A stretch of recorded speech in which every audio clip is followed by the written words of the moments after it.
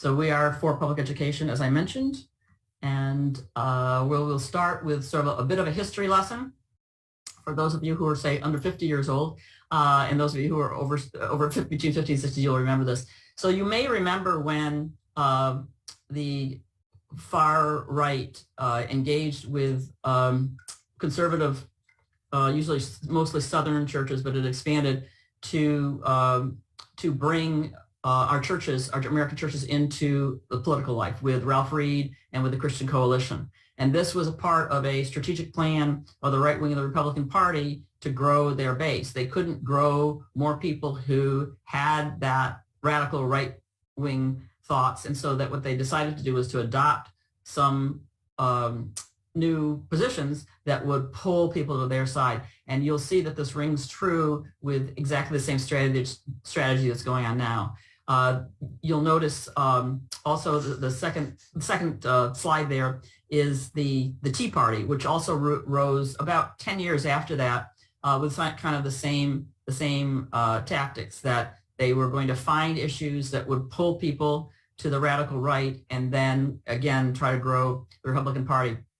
Phyllis Schlafly was also a part of this strategy with her anti-ERA efforts in the early 70s to have conservative women look at whether they wanted to be associated with the Democratic Party and women's rights, or a more traditional view of the place of women. And her arguments were that women do not want to be equal in the Constitution because we have so much more going for us, being on a pedestal and having men so in awe and appreciate us, that there was a danger of our being drafted and all kinds of other things if we got into the ERA. And as you know, she was pretty successful in that argument, because we're still waiting today for the ERA to be a part of the Constitution.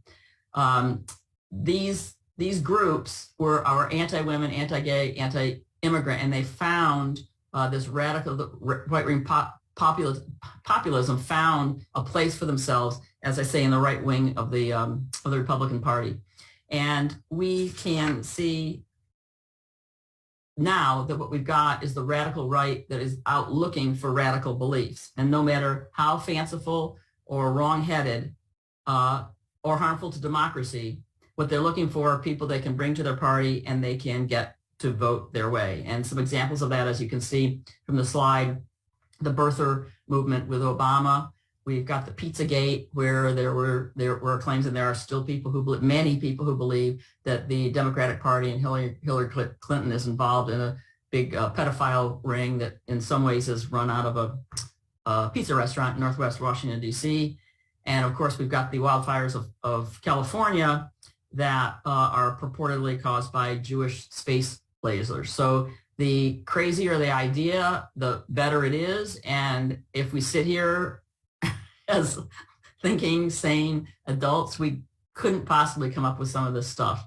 And as the picture on the left upper hand is that you could talk about flying pigs or scary flying pigs, and you would get a large number of people to believe them if the right person was saying it.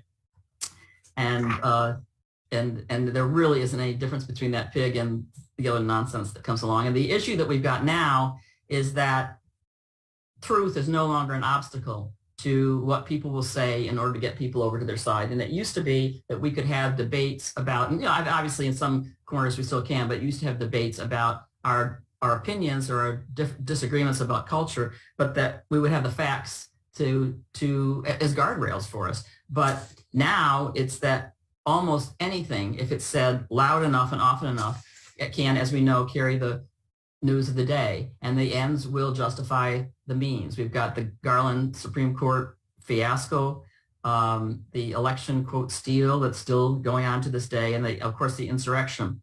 And none of these are based on following the law and following the truth. They are just based on just a power grab. And what we've got are these earnest but wacky views of the 70s about women's place in the Constitution, or about the Tea Party, or women having the right to bodily integrity, have sort of bred these dishonest and wacky views of today. But then there was truth. There was truth, and there was an earnestness to folks who were on this other side. And that has, for the most part, evaporated with the rise of Trump. And now, because we're so numb to all of this, we don't even have the outrage or the consequences to this bizarre commentary. And it just seems that if you can sell it, it's fair game. And it really is almost a source of pride that something is so outrageous and that a large number of people will follow along. And the idea is sort of the facts and truth is for losers. And into this new uncharted territory walk the purveyors of public schools.